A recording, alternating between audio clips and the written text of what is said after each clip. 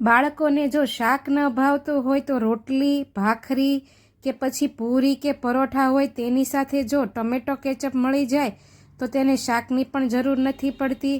પણ બહાર મળતા પેકેટમાં પ્રિઝર્વેટિવ વધારે હોય છે અને હેલ્ધી પણ નથી હોતા. તો આજે આપણે ઘરની જ વસ્તુઓમાંથી એકદમ હેલ્ધી એવો, બહાર જેવો અને તેના કરતાં પણ સારો એવો ટમેટો કેચઅપ બનાવીશું. તમે જોઈ શકો છો વિડીયોમાં એકદમ જે પેકેટમાંથી આપણે સોસ કાઢીએ છીએ તેવો જ બનીને તૈયાર થયો છે અને તે પણ ઘરની જ વસ્તુઓમાંથી, કોઈ પણ પ્રિઝર્વેટિવ વગર એકદમ ઇઝી રીતે બનાવશું. તમે જો એકવાર આ રીતે ઘરે સોસ બનાવશો તો ક્યારેય બહારનો કે પછી બેકરીમાં જે કેનમાં મળે છે તે સોસ ક્યારેય પણ નહીં લાવો. અને અત્યારે તો ટમેટા સિઝનમાં છે એટલે એકદમ ઓછી મહેનત અને ઓછા ભાવમાં ઘરે બની જશે. મેં 1 કિલો જેટલા ટમેટાં લઈ લીધા છે. ટમેટાને આપણે પહેલાં તો ચોખ્ખા કરી લેવાના છે. બાઉલમાં લઈ તેમાં પાણી એડ કરીને બરાબર હાથથી સાફ કરી લઈશું. એકદમ ગમે તે વસ્તુ આપણે લાંબા સમય માટે સાચવી રાખવા બનાવવી હોય, કોઈ પણ અથાણું હોય, સોસ હોય કે ચટણી હોય, તો પહેલાં તેમાં નાખવામાં આવતા શાકભાજીને આવી રીતે પહેલાં ધોઈને બરોબર ચોખ્ખા કરી લેવાના અને પછી કોટનના કપડા ઉપર મૂકીને એકદમ કોરા કરી લઈશું આપણે. પછી જ તેમાંથી વસ્તુ બનાવવાની. તો ટમેટાને પણ આપણે તેવી જ રીતે કોટનના કપડા ઉપર ધોઈને લઈ લીધા અને પછી હાથથી તેને બધાને જ આપણે એકદમ સરસ એવા કોરા કરી લઈશું. હવે સોસ બનાવવા માટે પહેલાં તો આપણે ટમેટાને કટ કરવાના છે. ટમેટાને આપણે રફલી ટુકડા કરીશું, એકદમ ઝીણા ઝીણા નહીં પણ મોટા, કારણ કે આપણે તેને બોઇલ કરવાના છે. એટલે અહીં મેં જે દેશી ટમેટા આવે છે મીડિયમ સાઇઝના તે લીધા છે. અત્યારે સિઝન છે એટલે મળી રહે છે અને તેનો સોસ પણ એકદમ સરસ ખાટો મીઠો બને છે. એટલે પણ જો સિઝન ન હોય તો રેગ્યુલર ટમેટામાંથી પણ જો તમે આવી રીતે ટમેટો સોસ બનાવશો તો પણ તે એકદમ ટેસ્ટી બનશે. બધા જ ટમેટાને આપણે આવી રીતે રફલી મોટા મોટા ટુકડા કરી લેવાના છે.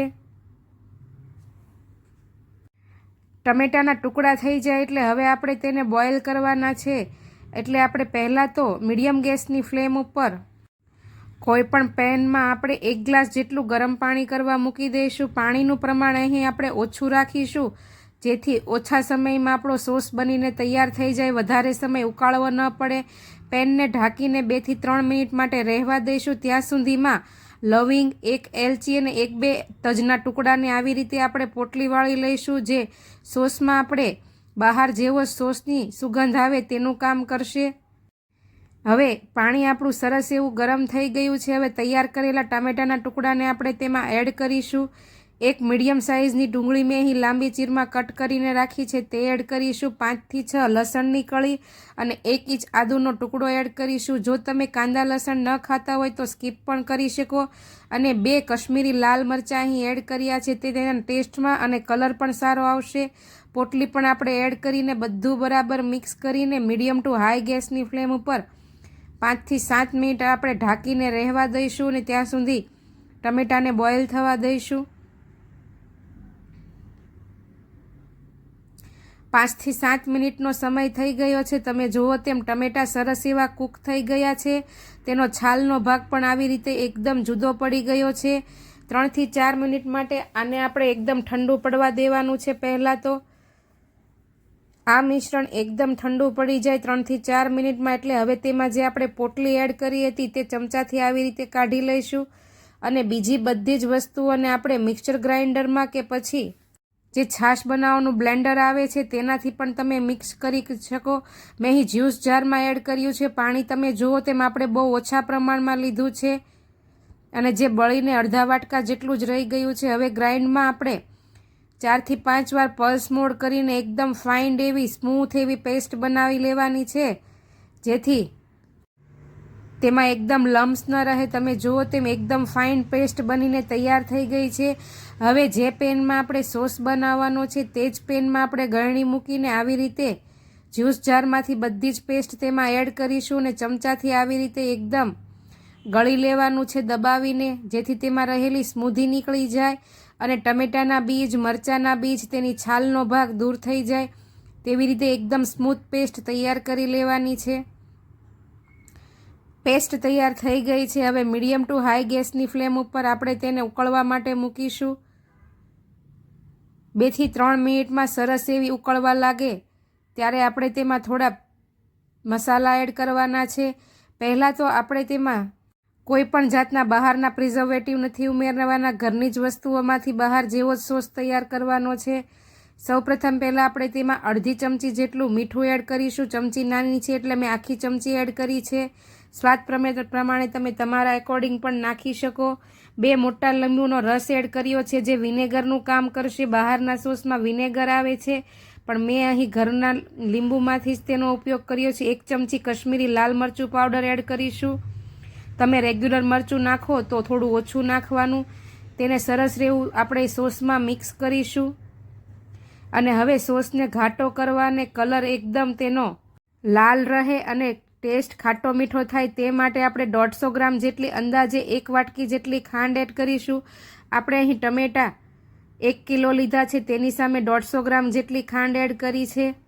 હવે આ મિશ્રણને આપણે 4 થી 5 મિનિટ માટે મીડિયમ ટુ હાઈ ગેસની ફ્લેમ ઉપર ઉકળવા દેવાનું છે અને એકદમ ઘટ્ટ થવા દેવાનું છે.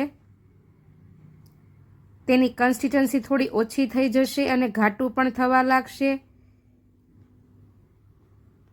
તમે જુઓ તેમ 4 થી 5 મિનિટ જેવો સમય થઈ ગયો છે. મિશ્રણ ઘણું ઘટ્ટ થઈ ગયું છે. હવે આપણે બહાર જેવું જ ટેક્સચર કરવા માટે પહેલાં આપણે તેને ટેસ્ટ કરી લઈશું. એક થાળી કે પછી કોઈ પણ ડીશમાં આવી રીતે ચમચાથી આપણે 3 થી 4 ટીપા સોસના પાડીશું પહેલાં તો. અને થોડી એવી ડીશને ત્રાંસી કરીને આપણે જોઈ લઈશું. જો ધાર થાય તો હજી થોડી કન્સિસ્ટન્સી જાડી રાખવાની છે. પાણીનો ભાગ છૂટતો નથી. ઘટ સરસ એવું થઈ ગયું છે પણ હજી આપણે 1 થી 1.5 મિનિટ માટે તેને ઉકાળીશું. તમે જુઓ તેમ કલર પણ ડાર્ક થઈ ગયો છે અને પહેલાં કરતાં પણ ઘટ થઈ ગયું છે. ફરી પાછું આપણે ડીશ ઉપર આવી રીતે 3 થી 4 ટીપા મૂકીને ટેસ્ટ કરી લઈશું. તમે જુઓ તેમ ધાર પણ નથી થતી ને એક જગ્યાએ જામીને જે તૈયાર સોસ આવે છે તેવું જ થઈ ગયું છે. આપણો ટમેટો કેચઅપ એકદમ બહાર જેવો જ બનીને તૈયાર થઈ ગયો છે. જો તમે પણ બહારના તૈયાર સોસ લાવતા હોય તો ઘરે બાળકો માટે એકવાર જરૂરથી ટ્રાય કરજો. એકદમ હેલ્ધી છે. ગેસની ફ્લેમ બંધ કરીને એકદમ ઠંડુ પડવા દઈશું. પછી એરટાઇટ બોટલમાં કે પછી કાચની બોટલમાં ભરીને તમે ફ્રીજમાં 6 મહિના સુધી રાખી શકશો. તેવો ને તેવો રહેશે. જો તમે મારી રેસીપી ટ્રાય ન કરી હોય તો એકવાર જરૂરથી કરજો. મારી ચેનલ ઉપર નવા હો, ચેનલ સબસ્ક્રાઈબ ન કરી હોય તો જરૂરથી સબસ્ક્રાઈબ કરી લેજો ને હા બેલ આઇકન જરૂરથી દબાવજો જેથી તમને નવી રેસીપીના નોટિફિકેશન મળતા રહે. આવતીકાલે ફરી મળીશું. આવજો. જય શ્રી કૃષ્ણ.